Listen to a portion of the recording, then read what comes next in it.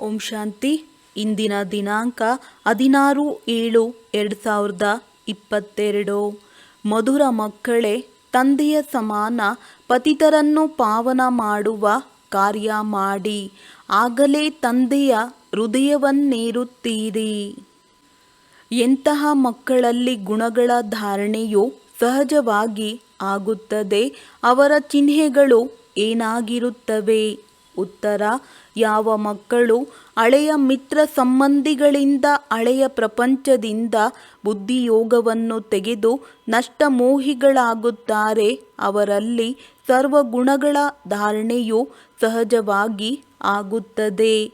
ಅವರು ಎಂದೂ ಯಾರ ನಿಂದನೆ ಮಾಡಿ ಪರಸ್ಪರ ಹೃದಯವನ್ನು ಕೆಡಿಸುವುದಿಲ್ಲ. ತಂದೆಯನ್ನು ಸಂಪೂರ್ಣ ಅನುಕರಣೆ ಮಾಡುತ್ತಾರೆ. ಶ್ಯಾಮ ಆಗಿರುವವರನ್ನು ಸುಂದರ, ಉಪ್ಪಿನಂತಿರುವವರನ್ನು ಮಧುರರನ್ನಾಗಿ, ಪತಿತರನ್ನು ಪಾವನ ಮಾಡುವ ಸೇವೆಯ ಪ್ರಮಾಣವನ್ನು ಕೊಡುತ್ತಾರೆ. ಸದಾ ಹರ್ಷಿತರಾಗಿರುತ್ತಾರೆ. ಗೀತೆ: ಈ ಎಲ್ಲ ಆಟವನ್ನು ರಚಿಸಿದವರು ಯಾರು? ಓಂ ಶಾಂತಿ.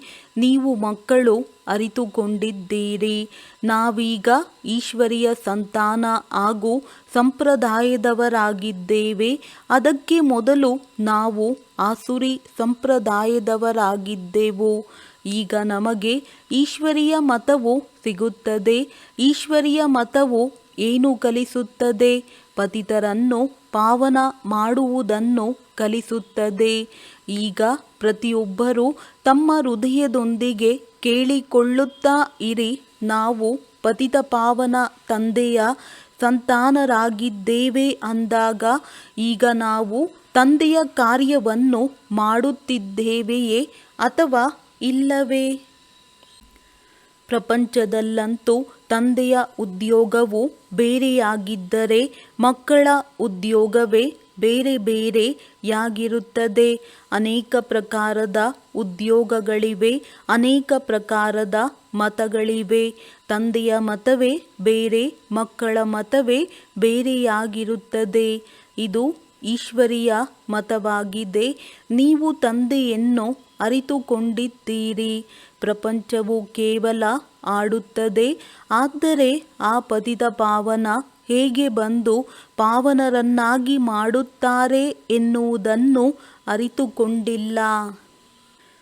ನೀವು ಅರಿತುಕೊಂಡಿದ್ದೀರಿ. ಪತಿತ ಪಾವನ ತಂದೆಯು ನಮ್ಮನ್ನು ಪಾವನರನ್ನಾಗಿ ಮಾಡಿ ಪಾವನ ಸ್ವರ್ಗದ ಮಾಲೀಕರನ್ನಾಗಿ ಮಾಡುತ್ತಿದ್ದಾರೆ. ಇಲ್ಲಿ ನಿಮ್ಮದು ಒಂದೇ ಮತವಾಗಿದೆ. ಶ್ರೇಷ್ಠಾತಿಶ್ರೇಷ್ಠ ಮತವನ್ನು ಒಬ್ಬ ತಂದೆಯೇ ಬಂದು ಕೊಡುತ್ತಾರೆ. ಯಾರು ತಮ್ಮನ್ನು ಈಶ್ವರಿಯ ಸಂತಾನರೆಂದು ನಿಶ್ಚಯ ಮಾಡಿಕೊಳ್ಳುತ್ತಾರೆ, ಅವರೇ ತಮ್ಮ ಹೃದಯದೊಂದಿಗೆ ಕೇಳಿಕೊಳ್ಳಬೇಕಾಗಿದೆ. ಯಾರು ನಿಶ್ಚಯವನ್ನೇ ಮಾಡುವುದಿಲ್ಲ, ಅವರಿಂದ ಈ ಕಾರ್ಯವು ಆಗಲು ಸಾಧ್ಯವಿಲ್ಲ. ಯಾರು ತಂದೆಯ ಮಕ್ಕಳು ಆಗಿಯೇ ಇಲ್ಲ, ಅವರು ಈ ಕಾರ್ಯವನ್ನು ಮಾಡಲು ಸಾಧ್ಯವಿಲ್ಲ. ಮಕ್ಕಳು ತಿಳಿದುಕೊಳ್ಳುತ್ತಾರೆ, ನಮ್ಮ ಲಕ್ಷ್ಯವೇ ಪಾವನರಾಗುವುದಾಗಿದೆ.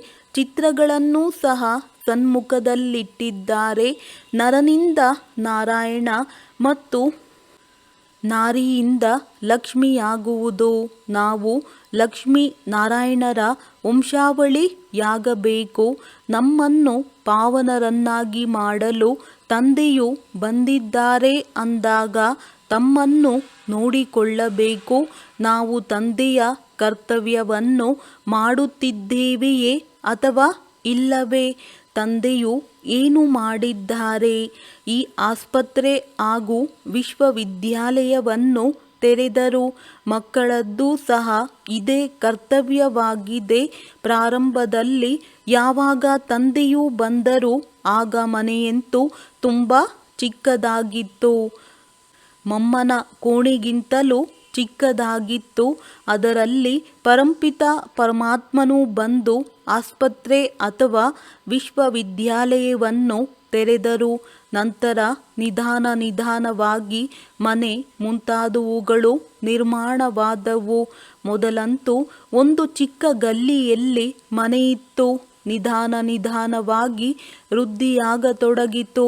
ಅಂದಾಗ ಮಕ್ಕಳ ಕರ್ತವ್ಯವೂ ಸಹ ಇದೇ ಆಗಿದೆ. ಮತ್ತೆ ಶಿಕ್ಷಣವನ್ನೂ ಸಹ ಕೊಡಬೇಕಾಗುತ್ತದೆ. ಓದಿರುವವರೇ ವಿಶ್ವವಿದ್ಯಾಲಯವನ್ನು ತೆರೆಯುತ್ತಾರಲ್ಲವೇ? ಅನಕ್ಷರಸ್ಥರು ತೆರೆಯುತ್ತಾರೆ. ತೆರೆದು ಯಾರು ಓದಿಸಲು ಹೋಗುತ್ತಾರೆ ಅವರಿಗೆ ಕೊಡುತ್ತಾರೆ. ತಾವು ಪ್ರಿನ್ಸಿಪಲರಾಗಿ ನಡೆಸಿ ಇದರಿಂದ ಅನೇಕರ ಕಲ್ಯಾಣವಾಗಲಿ. ತಂದೆಯೂ ಸಹ ಹೇಳುತ್ತಾರೆ, ನೀವು ಬ್ರಾಹ್ಮಣರ ಕರ್ತವ್ಯವೇ ಪತಿತರನ್ನು ಪಾವನ ಮಾಡುವುದಾಗಿದೆ. ಯಾವುದೇ ಪತಿತ ಕಾರ್ಯವನ್ನು ಮಾಡಬಾರದು. ವಿಕಾರದಲ್ಲಿ ಎಂದೂ ಹೋಗಬಾರದು. ಅನ್ಯರಿಗೆ ಪವಿತ್ರರಾಗುವುದು ತುಂಬ ಒಳ್ಳೆಯದೆಂದು ತಿಳಿಸಬೇಕು ಮತ್ತು ಪವಿತ್ರರ ಮುಂದೆ ಅಪವಿತ್ರರು ತಲೆಯನ್ನು ಬಾಗಿಸುತ್ತಾರೆ ಎನ್ನುವುದನ್ನು ತಿಳಿಸಬೇಕು. ಮೊಟ್ಟಮೊದಲು ಯಾವಾಗ ಭಕ್ತಿ ಮಾರ್ಗವು ಶುರುವಾಯಿತು ಆಗ ಸನ್ಯಾಸಿಗಳಿರಲಿಲ್ಲ. ಅವರಂತೂ ನಂತರದಲ್ಲಿ ಬಂದಿದ್ದಾರೆ. ಆ ಸಮಯದಲ್ಲಿ ಸನ್ಯಾಸಿಗಳು ಯಾರೂ ಜ್ಞಾನವನ್ನು ಕೊಡುತ್ತಿರಲಿಲ್ಲ. ಈ ಸರ್ವವ್ಯಾಪಿಯ ಜ್ಞಾನವಂತೂ ಅಂತ್ಯದಲ್ಲಿ ಬಂದಿದೆ. ಮೊದಲಂತೂ ನಾವು ಈಶ್ವರ ಮತ್ತು ಈಶ್ವರನ ರಚನೆಯನ್ನು ಅರಿತುಕೊಂಡಿಲ್ಲ ಎಂದು ಮೊದಲು ಹೇಳುತ್ತಿದ್ದರು. ಅವರು ತಂದೆಯಾಗಿದ್ದಾರೆ ಎನ್ನುವುದನ್ನೇ ತಿಳಿದುಕೊಂಡಿಲ್ಲವೆಂದರೆ ತಂದೆಯು ಸರ್ವವ್ಯಾಪಿಯಾಗಲು ಹೇಗೆ ಸಾಧ್ಯ? ಈಗ ತಂದೆಯು ನೀವು ಮಕ್ಕಳಿಗೆ ತಿಳಿಸುತ್ತಾ ಇರುತ್ತಾರೆ. ಸರ್ವವ್ಯಾಪಿಯ ಜ್ಞಾನವೇ ಭಾರತವನ್ನು ಕಂಗಾಲ್, ಬೇಮುಖ, ನಾಸ್ತಿಕ, ನಿರ್ಧನಿಕರನ್ನಾಗಿ ಮಾಡಿಬಿಟ್ಟಿದೆ. ಈಗ ನೀವು ಧನಿಕರಾಗಿದ್ದೀರಿ. ಮತ್ತೆ ನಿರ್ಧನಿಕರನ್ನು ಧನಿಕರನ್ನಾಗಿ ಮಾಡುವ ಪುರುಷಾರ್ಥ ಮಾಡಬೇಕು. ಯಾರು ಮಾರ್ಗದರ್ಶಕರಾಗಿ ಬರುತ್ತಾರೆಂದರೆ ಧನಿಕರನ್ನಾಗಿ ಮಾಡಿ ಧನಿಕರ ಬಳಿ ಕರೆದುಕೊಂಡು ಹೋಗುತ್ತಾರೆ. ಅವರಿಗೂ ಸಹ ಆಕರ್ಷಣೆಯಾಗುತ್ತದೆ. ಅವಶ್ಯವಾಗಿ ಧನಿಕರಾದ ಬೇಹದ್ದಿನ ತಂದೆಯಿಂದ ನಮಗೆ ಬೇಹದ್ದಿನ ಆಸ್ತಿಯು ಸಿಗುತ್ತದೆ. ಬೇಹದ್ದಿನ ಸ್ವರ್ಗದ ರಾಜ್ಯಭಾಗ್ಯವು ಬೇಹದ್ದಿನ ಆಸ್ತಿಯಾಗಿದೆ. ಹದ್ದಿನ ಆಸ್ತಿಯು ನರಕವಾಗಿದೆ. ನರಕದಲ್ಲಿ ದುಃಖವಿದೆ. ಆದ್ದರಿಂದ ಇದನ್ನು ರಾಜ್ಯಭಾಗ್ಯವೆಂದು ಹೇಳುವುದಿಲ್ಲ, ಬಿಕಾರಿತನವೆಂದು ಹೇಳಬಹುದು. ಈಗ ಮಕ್ಕಳು ತಂದೆಯ ಸೇವೆ ಮಾಡಬೇಕು. ಪತಿತರನ್ನು ಪಾವನ ಮಾಡಬೇಕಾಗಿದೆ. ಇಡೀ ದಿನ ಇದೇ ವ್ಯವಹಾರವನ್ನು ಮಾಡಬೇಕು. ಪತಿತರನ್ನು ಹೇಗೆ ಪಾವನ ಮಾಡುವುದು? ಮೊದಲಂತೂ ಪ್ರಶ್ನೆಯಾಗಿದೆ, ನಾವು ಸ್ವಯಂ ಪಾವನರಾಗಿದ್ದೇವೆಯೇ? ನಮ್ಮಲ್ಲಿ ಯಾವುದೇ ವಿಕಾರವೂ ಇಲ್ಲವೇ? ನಮಗೆ ಪರಂಪಿತ ಪರಮಾತ್ಮನ ಜೊತೆ ಇಷ್ಟೊಂದು ಪ್ರೀತಿ ಇದೆ. ಒಂದು ವೇಳೆ ಪ್ರೀತಿ ಇದೆ ಎಂದರೆ ಪ್ರೀತಿಯ ಪ್ರಮಾಣವು ಎಲ್ಲಿ? ಪತಿತರನ್ನು ಪಾವನ ಮಾಡುವ ವ್ಯವಹಾರದಲ್ಲಿ ಇರುವುದೇ ಪ್ರೀತಿಯ ಪ್ರಮಾಣವಾಗಿದೆ. ಈ ವ್ಯವಹಾರವನ್ನೇ ಮಾಡುವುದಿಲ್ಲವೆಂದರೆ ನಾವೇ ಪಾವನರಾಗಿಲ್ಲ, ಪಾವನರನ್ನಾಗಿ ಮಾಡಲಾಗುವುದಿಲ್ಲ ಎಂದರ್ಥ. ಈ ಕಾರ್ಯವನ್ನು ಮಾಡುವುದಿಲ್ಲವೆಂದರೆ ಶ್ರೇಷ್ಠ ಪದವಿಯನ್ನು ಪಡೆಯುವುದಿಲ್ಲ. ಕಲ್ಪಾಂತರದ ನಿಗದಿಯಾಗಿ ಬಿಡುತ್ತದೆ. ಇವರ ಅದೃಷ್ಟದಲ್ಲಿ ಇಲ್ಲವೆಂದು ತಂದೆಯು ತಿಳಿಯುತ್ತಾರೆ. ಈಶ್ವರನನ್ನು ಪಡೆದೂ ಸಹ ಈ ವ್ಯವಹಾರವನ್ನು ಕಲಿತಿಲ್ಲ. ಯಾರು ಪಾವನರನ್ನಾಗಿ ಮಾಡುವ ಕಾರ್ಯ ಮಾಡುತ್ತಾರೆ ಅವರೇ ತಂದೆಯ ಹೃದಯವನ್ನೇರುತ್ತಾರೆ. ಮನುಷ್ಯರನ್ನು ಕವಡೆಯಿಂದ ವಜ್ರ ಸಮಾನ ದೇವತೆಗಳನ್ನಾಗಿ ಮಾಡುವ ಪುರುಷಾರ್ಥ ಮಾಡಬೇಕಾಗಿದೆ. ಮೊಮ್ಮ ಬಾಬಾರವರು ಸಹ ಇದೇ ಪುರುಷಾರ್ಥವನ್ನು ಮಾಡುತ್ತಾರೆ. ಬಾಬಾರವರೂ ಸಹ ಸೇವೆಗೆ ಹೋಗುತ್ತಾರೆ.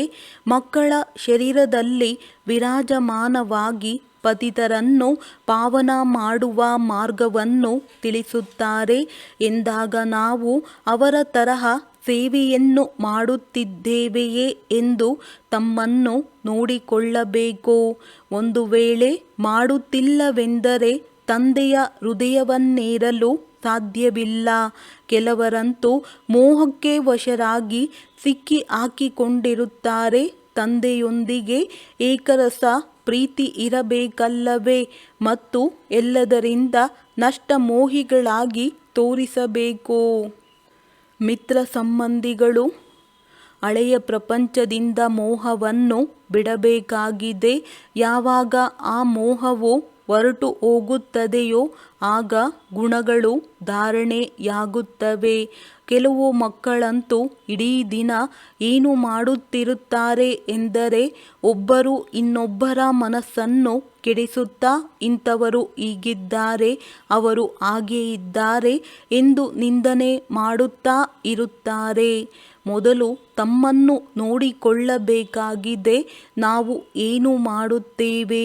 ತಂದೆಯನ್ನು ನಾವು ಅನುಕರಣೆ ಮಾಡುತ್ತಿರುತ್ತೇವೆಯೇ? ಅನುಕರಣೆ ಮಾಡಿದಾಗಲೇ ಖುಷಿಯ ನಶೆ ಏರುತ್ತದೆ.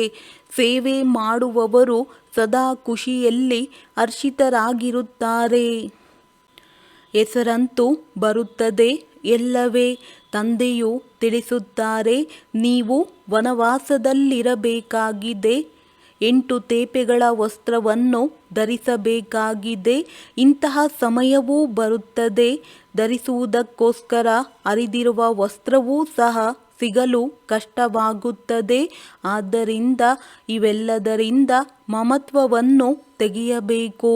ಯಾರೆಲ್ಲ ಆಸುರಿ ಮಿತ್ರ ಸಂಬಂಧಿ ಮುಂತಾದವರಿದ್ದಾರೋ ಅವರಿಂದ ಬುದ್ಧಿಯೋಗವನ್ನು ತೆರೆಯಬೇಕಾಗಿದೆ. ತಮ್ಮದು ಏರುವ ಕಲೆಯಾಗಿದೆ. ಅದಕ್ಕೆ ಸಾಕ್ಷಿಯೂ ಬೇಕಲ್ಲವೇ? ಯಾರಿಗೂ ಮಾರ್ಗದರ್ಶಕರಾಗಿ ಬರುತ್ತಾರೆ, ಅವರು ಸಾಕ್ಷಿಯನ್ನು ಕೊಡುತ್ತಾರೆ. ಸೇವೆಗೆ ಯೋಗ್ಯರಾಗಬೇಕಾಗಿದೆ. ಈ ರೀತಿಯೆಲ್ಲ ಸೇವಾಭಂಗ ಮಾಡಿ ಉಪ್ಪು ನೀರಾಗಿ ಪರಸ್ಪರ ಜಗಳವಾಡುತ್ತಾ ಇದ್ದರೂ ಇಂತಹ ಡಿಸ್ಸರ್ವಿಸ್ ಮಾಡುವವರ ಪದವಿಯು ಭ್ರಷ್ಟವಾಗಿ ಬಿಡುತ್ತದೆ. ಮನುಷ್ಯರು ಮನುಷ್ಯರಲ್ಲಿ ಎಷ್ಟೊಂದು ಉಪ್ಪು ನೀರಾಗಿರುತ್ತಾರೆಂದರೆ ಅದರ ಮಾತೇ ಕೇಳಬೇಡಿ. ನಿಮ್ಮ ಕಾರ್ಯವೇ ಅವರನ್ನು ಮಧುರರನ್ನಾಗಿ ಮಾಡುವುದಾಗಿದೆ. ಕೆಲವರು ಇಂತಹ ಉಪ್ಪು ನೀರಾಗುವವರು ಸಿಗುತ್ತಾರೆಂದರೆ ಅದಕ್ಕೆ ಡ್ರಾಮಾ ಎಂದು ಹೇಳುತ್ತಾರೆ. ಇದನ್ನು ಸಹ ಸಹನೆ ಮಾಡಬೇಕಾಗಿದೆ. ಆದರೂ ಸಹ ನಾವು ಪ್ರೀತಿಯಿಂದ ಆ ಉಪ್ಪನ್ನು ಬದಲಾವಣೆ ಮಾಡಿ ಮಧುರರನ್ನಾಗಿ ಮಾಡಬೇಕಾಗಿದೆ. ನೋಡಿ, ಸೂರ್ಯನಲ್ಲಿ ಎಷ್ಟೊಂದು ಶಕ್ತಿ ಇದೆ. ಉಪ್ಪು ನೀರಿನ ಸಾಗರದಿಂದ ನೀರನ್ನು ಸೆಳೆದು ಮಧುರವನ್ನಾಗಿ ಮಾಡುತ್ತಾರೆ. ಇದು ಸಹ ಸೂರ್ಯನ ಸೇವೆಯಾಗಿದೆಯಲ್ಲವೇ? ಆದ್ದರಿಂದ ಇಂದ್ರದೇವತೆ ಎಂದು ಹೇಳುತ್ತಾರೆ. ಮಳೆಯನ್ನು ಸುರಿಸುತ್ತಾರೆ. ಆದ್ದರಿಂದ ಮಕ್ಕಳಲ್ಲಿಯೂ ಸಹ ಇಷ್ಟೊಂದು ತಾಕತ್ತು ಇರಬೇಕು. ಈ ರೀತಿ ಅಲ್ಲ, ಮತ್ತಷ್ಟು ಉಪ್ಪನ್ನಾಗಿ ಮಾಡುವುದಲ್ಲ. ಕೆಲವರಂತೂ ಉಪ್ಪಂತೆಯೇ ಮಾಡಿಬಿಡುತ್ತಾರೆ. ಅವರ ಮುಖವೇ ಪ್ರತ್ಯಕ್ಷವಾಗಿ ಬಿಡುತ್ತದೆ. ಉಪ್ಪಿನಂತಿರುವವರ ಮುಖವು ಅಸುಂದರ, ಮಧುರರ ಮುಖವು ಸುಂದರ. ನೀವಂತೂ ಸ್ವಯಂ ಸುಂದರರಾಗಿ ಅನ್ಯರನ್ನು ಸಹ ಸುಂದರರನ್ನಾಗಿ ಮಾಡಬೇಕಾಗಿದೆ. ತಂದೆಯು ಎಷ್ಟು ದೂರದಿಂದ ಬಂದು ಈ ಸೇವೆಯನ್ನು ಕಲಿಸುತ್ತಾರೆ. ತಂದೆಯ ಸೇವೆಯೇ ಇದಾಗಿದೆ. ಪತಿತರನ್ನು ಪಾವನ ಮಾಡುವುದು. ಅನೇಕರನ್ನು ಪಾವನರನ್ನಾಗಿ ಮಾಡುತ್ತೀರೆಂದರೆ ತಂದೆಯು ಕೊಡುಗೆಯನ್ನು ಕೊಡುತ್ತಾರೆ. ಹೃದಯದಲ್ಲಿ ಕೇಳಿಕೊಳ್ಳಬೇಕು, ನಾವು ಎಷ್ಟು ಆತ್ಮರನ್ನು ಸುಂದರರನ್ನಾಗಿ ಮಾಡುತ್ತೇವೆ. ಒಂದು ವೇಳೆ ಮಾಡುವುದಿಲ್ಲವೆಂದರೆ ಅವಶ್ಯವಾಗಿ ಯಾವುದೋ ಕುಕರ್ಮವನ್ನು ಮಾಡುತ್ತೇವೆ. ತಂದೆಯ ಮತದಂತೆ ನಡೆಯದೇ ಇರುವುದರಿಂದ ಕುಕರ್ಮವನ್ನೇ ಮಾಡುತ್ತಾರೆ. ಮತ್ತೆ ಪಾವನ ಮಾಡುವಂಥವರ ಮುಂದೆ ಚಾಕರಿ ಮಾಡಬೇಕಾಗುತ್ತದೆ. ಯಾರಲ್ಲಿ ತಾಕತ್ತು ಇದೆ ಅವರು ಬಾಬಾ ಬಲೆ ನಮ್ಮನ್ನು ಎಲ್ಲಾದರೂ ಕಳುಹಿಸಿ ಎಂದು ಹೇಳುತ್ತಾರೆ. ಆಸ್ಪತ್ರೆಗಳನ್ನಂತೂ ತುಂಬ ತೆರೆಯುತ್ತಾರೆ. ಆದರೆ ವೈದ್ಯರೂ ಸಹ ಒಳ್ಳೆಯವರು ಬೇಕಲ್ಲವೇ? ಕೆಲವರು ಇಂತಹ ವೈದ್ಯರೂ ಇರುತ್ತಾರೆ. ಅವರು ಉಲ್ಟಾ ಸುಲ್ಟಾ ಔಷಧಿಯನ್ನು ಕೊಟ್ಟು ಸಾಯಿಸಿ ಬಿಡುತ್ತಾರೆ. ಇಲ್ಲಂತೂ ಇದು ಈಶ್ವರಿಯ ದರ್ಬಾರ್ ಆಗಿದೆ. ಎಲ್ಲರ ಖಾತೆಯು ತಂದೆಯ ಬಳಿ ಇದೆ. ಅವರಂತೂ ಅಂತರ್ಯಾಮಿ ಆಗಿದ್ದಾರಲ್ಲವೇ? ಎಲ್ಲ ಮಕ್ಕಳ ಆಂತರ್ಯವನ್ನು ಅರಿತುಕೊಂಡಿದ್ದಾರೆ. ಇವರಂತೂ ಬಹರ್ಯಾಮಿ ಆಗಿದ್ದಾರೆ. ಇವರು ಸಹ ಅನ್ಯರನ್ನು ಪಾವನ ಮಾಡುವ ಪುರುಷಾರ್ಥವನ್ನು ಮಾಡುತ್ತಾ ಇರುತ್ತಾರೆ. ಯಾರು ಪಾವನ ಆಗುವುದಿಲ್ಲ ಅವರು ಶಿಕ್ಷೆಗಳನ್ನನುಭವಿಸಿ ತಮ್ಮ ತಮ್ಮ ಸೆಕ್ಷನ್ನಲ್ಲಿ ಹೋಗಿಬಿಡುತ್ತಾರೆ. ಎಲ್ಲರೂ ತಮ್ಮ ತಮ್ಮ ಪಾತ್ರವನ್ನಭಿನಯಿಸಬೇಕಾಗಿದೆ. ನಂಬರ್ ವಾರ್ ಬರಬೇಕಾಗಿದೆ. ಹಿಂದೆ ಹಾಗೂ ಮುಂದೆ ಬರುತ್ತಾರಲ್ಲವೇ? ಮಧ್ಯ ಮಧ್ಯದಲ್ಲಂತೂ ಹೊರಬರುವುದಿಲ್ಲ. ಹೇಗೆ ವೃಕ್ಷವಿರುತ್ತದೆಯೋ ಹಾಗೆಯೇ ಫಲವು ಬಿಡುತ್ತದೆ. ಅದರಲ್ಲಿ ವ್ಯತ್ಯಾಸವಾಗುವುದಿಲ್ಲ. ಈಗ ವೃಕ್ಷವು ಜಡ್ಜಡೀಭೂತ ಸ್ಥಿತಿಯಾಗಿದೆ. ಕೆಲವರು ಕೆಲವು ಧರ್ಮದಲ್ಲಿ ಸೇರಿ ಹೋಗಿದ್ದಾರೆ. ಪ್ರತಿಯೊಬ್ಬರ ಜಾತೀಯತೆಯ ಸಂಖ್ಯೆಯು ತುಂಬ ಇದೆ. ತಿಳಿಯಲಾಗುವುದಿಲ್ಲ. ಪ್ರತಿಯೊಬ್ಬರ ರೀತಿ ನೀತಿಯು ತಮ್ಮ ತಮ್ಮದೇ ಆಗಿದೆ. ನೀವು ತಿಳಿದುಕೊಂಡಿದ್ದೀರಿ ಹೇಗೆ ಮೂಲವತನದಲ್ಲಿದ್ದೆವು. ನಂಬರ್ ವಾರ್ ಪುರುಷಾರ್ಥದನುಸಾರ ಲೆಕ್ಕಾಚಾರವನ್ನು ಸಮಾಪ್ತಿ ಮಾಡಿ ಎಲ್ಲರೂ ಅಲ್ಲಿ ಹೋಗಿ ಇರಬೇಕಾಗಿದೆ. ಮೇಲೆ ನಿರಾಕಾರಿ ಆತ್ಮಗಳ ವೃಕ್ಷವಿದೆ. ಎಷ್ಟು ಸ್ಥಳಗಳನ್ನು ತೆಗೆದುಕೊಳ್ಳಬಹುದು? ತುಂಬ ಕಡಿಮೆ ಇರುತ್ತದೆ. ಹೇಗೆ ಆಕಾಶ ತತ್ವವು ತುಂಬ ಉದ್ದವಾಗಿದೆ. ಮನುಷ್ಯರು ತುಂಬ ಕಡಿಮೆ ಸ್ಥಳದಲ್ಲಿ ಇರುತ್ತಾರೆ. ಇಲ್ಲಿಯ ತನಕ ಮನುಷ್ಯರಿದ್ದಾರೆ ಎಂದು ಅರ್ಥವಾಗುತ್ತದೆ. ಸಾಗರದಲ್ಲಂತೂ ಮನುಷ್ಯರು ಇರುವುದಿಲ್ಲ. ಭೂಮಿಯ ಮೇಲೆಯೇ ಮನುಷ್ಯರಿದ್ದಾರೆ. ಸಾಗರದ ಅಂತ್ಯವನ್ನು ತಿಳಿಯಲು ಸಾಧ್ಯವಿಲ್ಲ. ಅಸಾಧ್ಯವಾಗಿದೆ. ಮೇಲೆ ಹೋಗುವ ಪ್ರಯತ್ನ ಮಾಡುತ್ತಾರೆ. ಆದರೆ ಇದು ಬೇಹೆಂತ್ ಆಗಿದೆಯಲ್ಲವೇ? ಬಂದು ಪತಿತರಿಂದ ಪಾವನರನ್ನಾಗಿ ಮಾಡಿ ಎಂದು ತಂದೆಯನ್ನು ಕರೆಯುತ್ತಾರೆ. ನಾವು ಅಲ್ಲಿ ಹೋಗಿ ಆಕಾಶ ತತ್ವದ ಅಂತ್ಯವನ್ನು ಮುಟ್ಟಬೇಕೆಂದಲ್ಲ. ನಾವಾತ್ಮಗಳು ಮೇಲಿರುತ್ತೇವೆ. ಆದರೂ ಸಹ ಕಡಿಮೆ ಸ್ಥಳವನ್ನು ತೆಗೆದುಕೊಳ್ಳುತ್ತೇವೆ. ಆಕಾಶ ತತ್ವವಂತೂ ತುಂಬ ದೊಡ್ಡದಾಗಿದೆ. ಈ ರೀತಿ ಎಲ್ಲ ಈಶ್ವರ ಅಲ್ಲಿ ಕುಳಿತು ಆಕಾಶ ತತ್ವವು ಎಷ್ಟು ಉದ್ದವಾಗಿದೆ ಎಂದು ಟ್ರಯಲ್ ಮಾಡುತ್ತಾರೆಂದಲ್ಲ. ಈ ವಿಚಾರವೂ ಸಹ ಬುದ್ಧಿಯಲ್ಲಿ ಎಂದೂ ಬರುವುದಿಲ್ಲ. ಪಾತ್ರವನ್ನು ಅಭಿನಯಿಸುವುದು ಅವರ ಬುದ್ಧಿಯಲ್ಲಿದೆ. ಮಹಾತತ್ವವನ್ನು ತಿಳಿದುಕೊಂಡಿರಬಹುದೆಂದಲ್ಲ. ಇಲ್ಲಿಂದ ಹೋದರೆಂದರೆ ತಮ್ಮ ಸ್ಥಾನದಲ್ಲಿ ನಿಂತು ಬಿಡುತ್ತಾರೆ. ಅಲ್ಲಿ ಯಾವುದೇ ಪ್ರಯತ್ನವನ್ನು ಮಾಡುವುದಿಲ್ಲ. ತಂದೆಯು ಹೇಳುತ್ತಾರೆ, ನಾನು ಈ ಪ್ರಯತ್ನವನ್ನು ಮಾಡುತ್ತೇನೆಯೇ? ಇದಂತೂ ಅಂತ್ಯವಿಲ್ಲದ್ದಾಗಿದೆ. ಅಂತ್ಯವನ್ನು ಮುಟ್ಟುವುದರಿಂದ ಲಾಭವಾದರೂ ಏನೂ ಲಾಭವಿಲ್ಲ. ಪತಿತರನ್ನು ಪಾವನ ಮಾಡುವುದರಲ್ಲಿ ಲಾಭವಿದೆ. ಆತ್ಮಗಳು ನಿರ್ವಾಣಧಾಮದಿಂದ ಬಂದು ಇಲ್ಲಿ ಪಾತ್ರವನ್ನಭಿನಯಿಸುತ್ತಾರೆ. ತಂದೆಯೂ ಸಹ ಬಂದು ಪಾತ್ರವನ್ನಭಿನಯಿಸುತ್ತಾರೆ. ಅದು ಶಾಂತಿಧಾಮವಾಗಿದೆ. ಇದನ್ನು ನೋಡೋಣ, ಅದನ್ನು ನೋಡೋಣ ಎನ್ನುವ ಯಾವುದೇ ಸಂಕಲ್ಪವೂ ಅಲ್ಲಿ ಬರುವುದಿಲ್ಲ. ಮನುಷ್ಯರು ಏನೇನು ಮಾಡುತ್ತಾರೆ, ಎಷ್ಟೊಂದು ಪರಿಶ್ರಮದಿಂದ ಅಂತ್ಯವನ್ನು ಮುಟ್ಟಲು ಬರುತ್ತಾರೆ. ಮಕ್ಕಳಿಗೆ ಗೊತ್ತಿದೆ, ಸಮಯವು ತುಂಬ ಕಡಿಮೆ ಇದೆ, ಯುದ್ಧವು ಪ್ರಾರಂಭವಾಗುತ್ತದೆ. ನಂತರ ಅವರ ಶಬ್ದ ಮುಂತಾದವೆಲ್ಲವೂ ನಿಂತು ಬಿಡುತ್ತದೆ. ಮೇಲೆ ಹೋಗುವುದು ಬರುವುದು ನಿಂತು ಹೋಗುತ್ತದೆ. ಇವರೆಲ್ಲರೂ ಹಣವನ್ನು ನಷ್ಟ ಮಾಡುತ್ತಿದ್ದಾರೆ, ಲಾಭವೇನೂ ಇಲ್ಲ. ತಿಳಿಯಿರಿ, ಯಾರಾದರೂ ಹೋಗುತ್ತಾರೆ, ಬಂದು ಏನನ್ನಾದರೂ ತಿಳಿಸುತ್ತಾರೆಂದರೆ ಇದರಲ್ಲಿ ಸಮಯ, ಹಣ, ಶಕ್ತಿ ಎಲ್ಲವೂ ವ್ಯರ್ಥವಾಗುತ್ತದೆ. ನೀವು ಮಕ್ಕಳ ವಿನಃ ಎಲ್ಲರದ್ದು ಇದೇ ಸ್ಥಿತಿಯಾಗಿದೆ. ಆದರೂ ಸಹ ನಾವು ಹೋಗಿ ತಂದೆಯ ಪರಿಚಯವನ್ನು ಕೊಡಬೇಕು. ಆಗಲೇ ತಂದೆಯಿಂದ ಆಸ್ತಿಯನ್ನು ತೆಗೆದುಕೊಳ್ಳುತ್ತೇವೆ ಎಂದು ಪುರುಷಾರ್ಥವನ್ನು ಮಾಡುತ್ತಿರುತ್ತಾರೆ. ನಾಟಕದಲ್ಲಿ ತಂದೆಯದು ಉನ್ನತ ಪಾತ್ರವಿದೆ. ಹೊಸ ಪ್ರಪಂಚದ ಸ್ಥಾಪನೆಗೆ ಯೋಗ್ಯರನ್ನಾಗಿ ಮಾಡುವುದು ತಂದೆಯ ಪಾತ್ರವಾಗಿದೆ. ಈಗಂತೂ ಸೃಷ್ಟಿಯ ಅಂತ್ಯವು ಬಂದು ಬಿಟ್ಟಿದೆ.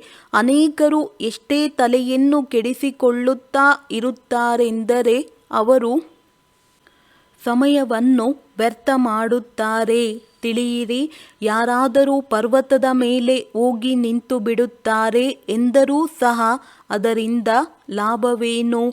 ಮುಕ್ತಿ, ಜೀವನ್ಮುಕ್ತಿಯಂತೂ ಸಿಗುವುದಿಲ್ಲ. ಬಾಕಿ ಪ್ರಪಂಚದಲ್ಲಂತೂ ದುಃಖವೇ ದುಃಖವಿದೆ. ನಿಮ್ಮ ಬುದ್ಧಿಯು ಈಗ ನಿರ್ವಿಕಾರಿಯಾಗಿ ಬಿಟ್ಟಿದೆ.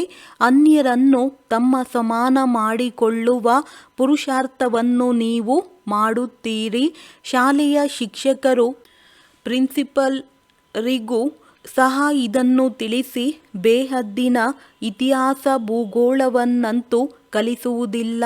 ಸತ್ಯಯುಗದಿಂದ ತ್ರೇತ, ದ್ವಾಪರದಿಂದ ಕಲಿಯುಗ ಹೇಗಾಗುತ್ತದೆ? ಇದು ಬೇಹದ್ದಿನ ಇತಿಹಾಸ ಭೂಗೋಳವಾಗಿದೆ. ಇದನ್ನು ಅರಿತುಕೊಳ್ಳುವುದರಿಂದ ನೀವು ಚಕ್ರವರ್ತಿಗಳಾಗುತ್ತೀರಿ. ನಾವು ಈ ಪ್ರಪಂಚದ ಇತಿಹಾಸ ಭೂಗೋಳವನ್ನು, ಸೃಷ್ಟಿ ಚಕ್ರವು ಹೇಗೆ ತಿರುಗುತ್ತದೆ ಎಂದು ತಿಳಿಸುತ್ತೇವೆ. ನೀವು ಬಂದರೆ ನಾವು ನಿಮಗೆ ಪರಂಪಿತ ಪರಮಾತ್ಮನ ಪರಿಚಯವನ್ನು ಕೊಡುತ್ತೇವೆ. ಇವರನ್ನೇ ನಿರಾಕಾರ ಎಂದು ಹೇಳುತ್ತಾರೆ. ನಾವು ಅವರ ಜೀವನ ಚರಿತ್ರೆಯನ್ನು ತಿಳಿಸುತ್ತೇವೆ. ಬ್ರಹ್ಮಯೋಗಿಯಂತೂ ಬ್ರಹ್ಮತತ್ವದ ಜ್ಞಾನವನ್ನೇ ಕೊಡುತ್ತಾರೆ ಮತ್ತೆ ಹೇಳುತ್ತಾರೆ, ಬ್ರಹ್ಮ ಸರ್ವವ್ಯಾಪಿ ಆಗಿದೆ ಎಂದು. ಪರಮಾತ್ಮನಂತೂ ಜ್ಞಾನಸಾಗರನಾಗಿದ್ದಾರೆ, ಜ್ಞಾನಪೂರ್ಣರಾಗಿದ್ದಾರೆ. ತತ್ವವನ್ನು ಜ್ಞಾನಸಾಗರ ಎಂದು ಹೇಳಲಾಗುವುದಿಲ್ಲ. ತಂದೆಯಂತೂ ಮಕ್ಕಳನ್ನೂ ಸಹ ತಮ್ಮ ಸಮಾನ ಜ್ಞಾನಸಾಗರರನ್ನಾಗಿ ಮಾಡುತ್ತಾರೆ. ಅಂದಾಗ ತತ್ವವು ಹೇಗೆ ತನ್ನ ಸಮಾನವನ್ನಾಗಿ ಮಾಡಲು ಸಾಧ್ಯ? ಒಳ್ಳೆಯದು. ಮಧುರಾತಿ ಮಧುರ ಅಗಲಿ ಹೋಗಿ ಮರಳಿ ಸಿಕ್ಕಿರುವ ಮಕ್ಕಳ ಪ್ರತಿ ಮಾತಾಪಿತಾ ಬಾಪ್ ದಾದಾರವರ ನೆನಪು, ಪ್ರೀತಿ ಹಾಗೂ ಸುಪ್ರಭಾತ. ಆತ್ಮಿಕ ಮಕ್ಕಳಿಗೆ ಆತ್ಮಿಕ ತಂದೆಯ ನಮಸ್ತೆ. ಧಾರಣೆಗಾಗಿ ಮುಖ್ಯ ಸಾರ: ಏರುವ ಕಲೆಯ ಸಾಕ್ಷಿಯನ್ನು ಕೊಡಬೇಕು. ಎಲ್ಲದರಿಂದ ಮೋಹವನ್ನು ತೆಗೆದು ಸೇವೆಗೆ ಯೋಗ್ಯರಾಗಬೇಕಾಗಿದೆ. ಅನ್ಯರ ನಿಂದನೆ ಮಾಡಿ ಒಬ್ಬರು ಇನ್ನೊಬ್ಬರ ಮನಸ್ಸನ್ನು ಕೆಡಿಸಬಾರದಾಗಿದೆ. ಯಾವುದೇ ಕುಕರ್ಮವನ್ನು ಮಾಡಬಾರದಾಗಿದೆ. ತಂದೆಯ ಸಮಾನ ದಯಾಹೃದಯಗಳಾಗಬೇಕಾಗಿದೆ. ಕವಡೆಯಿಂದ ವಜ್ರ ಸಮಾನರಾಗುವ ಪುರುಷಾರ್ಥ ಮಾಡಬೇಕಾಗಿದೆ. ಉಪ್ಪು ನೀರಂತಿರುವವರನ್ನು ಮಧುರವನ್ನಾಗಿ ಮಾಡುವ ಸೇವೆ ಮಾಡಬೇಕಾಗಿದೆ. ವರದಾನ: ಕರ್ಮ ಮತ್ತು ಯೋಗದ ಸಮತೋಲನೆಯ ಮೂಲಕ ನಿರ್ಣಯ ಶಕ್ತಿಯನ್ನು ಹೆಚ್ಚಿಸಿಕೊಳ್ಳುವಂತಹ ಸದಾ ನಿಶ್ಚಿಂತ ಭವ. ಸದಾ ನಿಶ್ಚಿಂತ ಯಾರು ಇರಲು ಸಾಧ್ಯವೆಂದರೆ ಯಾರ ಬುದ್ಧಿ ಸಮಯದಲ್ಲಿ ಯಥಾರ್ಥ ನಿರ್ಣಯ ತೆಗೆದುಕೊಳ್ಳುತ್ತದೆ. ಏಕೆಂದರೆ ದಿನ ಪ್ರತಿದಿನ ಸಮಸ್ಯೆಗಳು, ಪರಿಸ್ಥಿತಿಗಳು ಇನ್ನೂ ಹೆಚ್ಚಾಗಲಿವೆ. ಇಂತಹ ಸಮಯದಲ್ಲಿ ಕರ್ಮ ಮತ್ತು ಯೋಗದ ಸಮತೋಲನವಿದ್ದರೆ ನಿರ್ಣಯ ಶಕ್ತಿಯ ಮೂಲಕ ಸಹಜವಾಗಿ ಪಾರಾಗುತ್ತಾರೆ. ಸಮತೋಲನೆಯ ಕಾರಣ ಬಾಪ್ದಾದಾರವರಿಂದ ಯಾವ ಆಶೀರ್ವಾದ ಪ್ರಾಪ್ತಿಯಾಗುತ್ತದೆಯೋ ಎಂದು ಸಂಕಲ್ಪದಲ್ಲಿಯೂ ಸಹ ಆಶ್ಚರ್ಯಜನಕ ಪ್ರಶ್ನೆಗಳು ಉತ್ಪನ್ನವಾಗುವುದಿಲ್ಲ. ಈ ರೀತಿ ಏಕೆ ಆಯಿತು, ಇದೇಕೆ ಆಯಿತು ಪ್ರಶ್ನೆಗಳು ಬರುವುದಿಲ್ಲ. ಸದಾ ಈ ಪಕ್ಕಾ ನಿಶ್ಚಯವಿರುತ್ತದೆ, ಏನು ನಡೆಯುವುದೋ ಅದರಲ್ಲಿ ಕಲ್ಯಾಣ ಅಡಗಿದೆ. ಸ್ಲೋಗನ್: ಒಬ್ಬ ತಂದೆಯಿಂದ ಸರ್ವ ಸಂಬಂಧದ ರಸ ತೆಗೆದುಕೊಳ್ಳಿ ಮತ್ತು ಯಾರದೇ ನೆನಪು ಬರಬಾರದು. ಒಳ್ಳೆಯದು. ಓಂ ಶಾಂತಿ.